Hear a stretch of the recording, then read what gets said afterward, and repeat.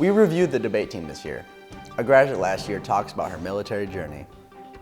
AP Science offers more than just books, and esports is back at it again.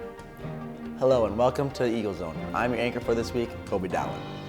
The debate team is going for 8 state titles in a row this year. It's also boasting more national recognition. Eagle Zone's Tristan Cunningham talked with the team and joined us with his story. Tristan? We talk about the Aberdeen Central debate team win streak a lot, but that's on the state level. It's also sitting on 8th at the nation. The team has won 12 state championships. Students on the team work hard.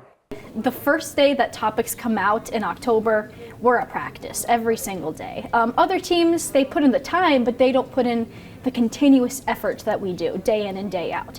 After a bad weekend, you don't just quit debate, you come back and you try to get better with the things that you mixed up last week. So, on top of the victories, the team has gained younger members who find themselves motivated to win and have fun. No, I think there's a lot of factors into growth. I think number one factor was losing a lot, and number two was Conda yelling at you. And I think number two is the biggest factor in me growing. And the debaters will have to grow. The team lost multiple state champions who graduated last year. Any year it's difficult making up the loss of old seniors, but I think the seniors this year have done a great job taking up the people we lost last year, specifically what they contributed to the team. So in terms of leadership, I think we're okay because every year people have to step up to the plate. Although the record has been great, challenges are still at the edge of every corner.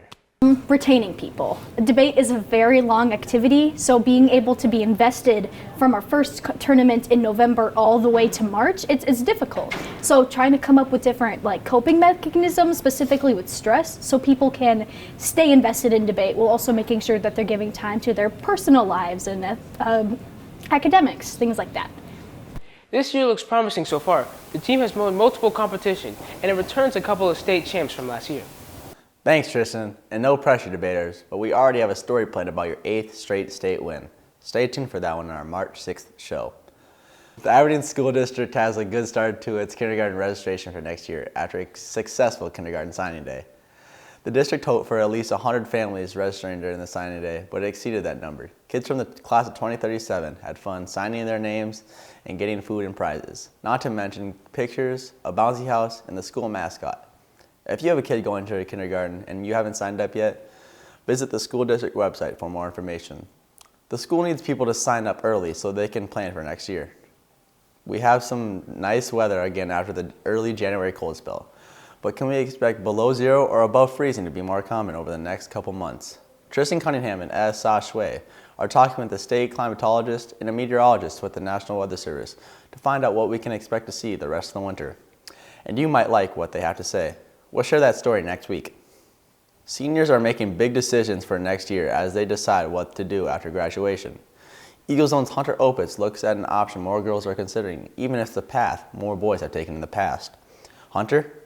On any given year, a handful of graduates from Central might join the military. Historically, a lot of those have been males, but female students are joining too. I was definitely worried about joining. I didn't know what to expect at basic training. That was definitely scary, but after getting out of basic training, there was nothing to worry about at all. It was super fun, and I'm really glad that I did join. When she was considering whether to join, she talked with her advocate teacher, who happened to be serving in the military. I initially joined the military for college benefits because they paid 50% tuition, and I was scared of debt. So that's why I originally joined. I was only going to do my 6 years, and then I was going to get out, and then I really enjoyed it, and it has lots of benefits. So I stuck with it. And since becoming a teacher, she's been fielding questions from students, boys and girls, about joining the military. She joined 16 years ago. The college incentives have increased in South Dakota since. That was attractive for Opitz. I joined for the college benefits. It's 100% free tuition since I'm in the South Dakota Air National Guard. So it's a really great thing to just kickstart my college career. As for being female, if other girls are interested, Opitz suggests they at least look into the option. I don't think my gender made my experience different. Basic training, we were all held to the same standards, no matter the gender. Really anything military-wise, we're all held to the same standard. Students from Central have entered different branches of the military. Schaffhauser says she knows of 5 Aberdeen Central graduates in recent years who have joined the South Dakota Air Guard, where she serves. Of those 5, 3 of them are female. Thanks, Hunter. In that story, Kenna mentioned her free tuition through the Air National Guard. That same deal extends to the Army Guard. When you think of AP class, the last thing you might think of is a science fair at NSU, but that's an event that could affect all of us. Eagle Zone's Peyton Head joins us to explain. Peyton? Students who are enrolled in either AP Biology or AP Chemistry are required to take part in a science fair, but anyone watching this could end up having a connection to the fair. You might not be sitting in this AP Biology class, but what happens here could affect you, maybe even millions or billions of others. The science fair is a way for students to take what, like I said, what they're interested in and really put that to a project. So if a student has some kind of, maybe a problem that they've seen in their environment, or even maybe a family member or something where they could see how to devise a solution to that problem that can benefit them or the future or mankind, that's just really, I think that's kind of one of the most important things, is for them to research and try to solve a problem that they see as something that needs to be fixed. Students who are taking either AP Science course are able to choose their own projects, whether it be alone or with a partner. The options are endless when it comes time for them to choose their projects. So my project is about finding whether tail docking in dogs is beneficial or not, and if people should keep doing it. The science fair is a great way to prepare yourself for your future, but it may be a great experience as well. I am excited because I get to see other people's ideas and projects displayed in front of me. Students compete in their region, Aberdeen's being Northeast South Dakota. If you're a top project, you get an invitation to the International Science Fair. Science teacher Amy Dix has attended as a chaperone. And to walk around and see what students around the world are accomplishing is absolutely amazing, and it makes you feel really confident in the next generation of scientists. Maybe even some of it will fix a problem for millions or billions of other people around the world. The Science Fair takes place this upcoming March for students.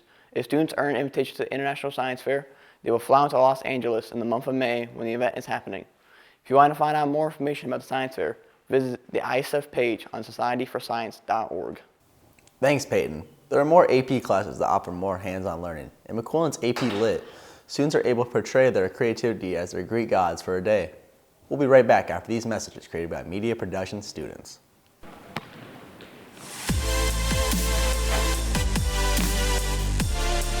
Come on, man. You need to see it through. Finish what you start.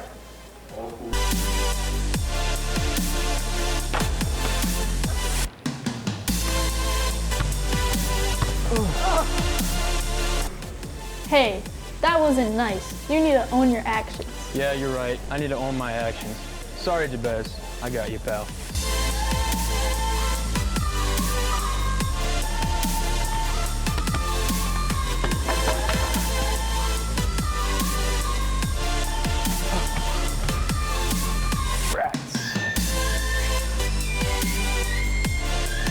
Bunting didn't work last time. You need to adapt your plan and embrace your strengths. Home run!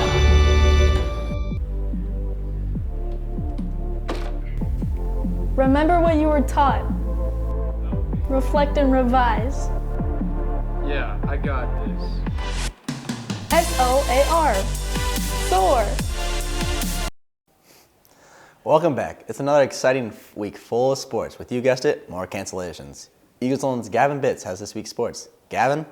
That's right. I should be sharing highlights from 3 home games for the Eagles basketball teams, but a game that has been postponed is pushed back again due to the weather. The boys' game against T will now be the 25th. The girls' game has moved to February 12th. On to highlights we do have. The boys face number 6 seeded Sioux Falls O'Gorman. The Eagles pass the ball around the arc, and Parker Lamar finds Camden Fouth, and he hits the deep 3 to put the Eagles up early in the first. Going into the second quarter with the Eagles down 5, Grant Fritz grabs the rebound and finds a running Camden Fouth for the and 1 bucket. But the Eagles go on to lose this game, 50-39. On to Saturday's game, where the girls face the number 9 seeded Brandon. Halfway through the first quarter with the Eagles down 6, Early Waldo finds Emma Dort in the corner for 3. Down late in the third quarter, Ava Yeski dribbles up from the corner to find Lauren Burkhart, who dribbles to get the floater to drop. The girls go on to lose this one, 56-31. The next week games are the girls at home on Tuesday and the boys on Thursday. Another Golden Eagle athlete is committing to a college for sports. Deshawnee Peters will play soccer for Northern State University starting this fall. The Aberdeen senior was a multi-year starter for the girls' soccer team. Esports is still developing as it's a newer program at Central, but Rocket League is one game in the sport that burst on the scene here in Aberdeen, with the Golden Eagles beating teams across the country. Eagles Zone's Dexter Eaglestar reports that story. Rocket League players know that people have different opinions about their sport. Others may not take it so seriously, but it's more of in-depth video games and working teamwork with communication. And just like other high school sports, there's trash talk in this one too. Last year they faced people around the country. This year it's just South Dakota. Most likely everyone's going to be mid-level, so. The Rocket League team could back up this trash talk. They lost very few games last year. The team that's here this year was also here last year. Just knowing each other's play styles, just knowing each other, like what they're gonna do, like who's gonna call out what, who plays what position. It's a 3v3 matchup, so we need to like cooperate with each other in order to actually win, because we can't really like one man three. It's hard, you know. So we have to work together. You can't just be you go for the goal and then like the other guy just sits back the entire time. You got to be working consistently and get an assist and all that. Head coach Andre Cobbs is also very optimistic about this year's team, but he was a little less trash talk, so we'll stick with the players on this one. Well, according to last season, we kind of dominated anyway, so I bet you we're probably going to do the same thing. If we don't work together though, it could be bad, but our chemistry's on point, so it's going to be an easy season. And this spring, we'll see if their trash talk holds true. Reporting for Eagle Zone, this is Dexter Eaglestar. We'll follow Rocket League results throughout this pilot season in the state. Only one of its members is a senior, so the team should be strong when esports is officially sanctioned in the South Dakota next year. And now it's time to check in with this week's Super Bowl soothsayers. Here's Max Vidal. Remember, we asked people for their Super Bowl predictions before the playoffs even started, and we're checking back with their answers each week to see who's still right after another round of the playoffs even started. We asked 5 people in AI bot this week. We look at their reasons for picking the teams they did. First up, the ones who were out after the first week. We had a couple who thought the Cowboys and the Ravens would be in the Super Bowl. Ravens are still in after 2 rounds, but the Cowboys didn't even make it in one. Why do you think they're going to be in the Super Bowl this year? I don't know, because they're both good. Next, people who played it safe and went with the 2 number 1 teams, the 49ers and Ravens. Why do you think they're going to be in the Super Bowl this year? Because they're both really good teams. Why are you going to go with the 49ers and Ravens? Because I've heard that they're pretty good this year. I don't know. I don't watch a whole lot of football.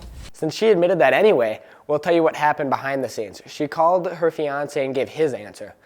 And then there's our outlier junior who picked a team that no one else did, the Buffalo Bills, who are now out. He also predicted the Niners, who are still in. Why do you think they're going to be in the Super Bowl this year?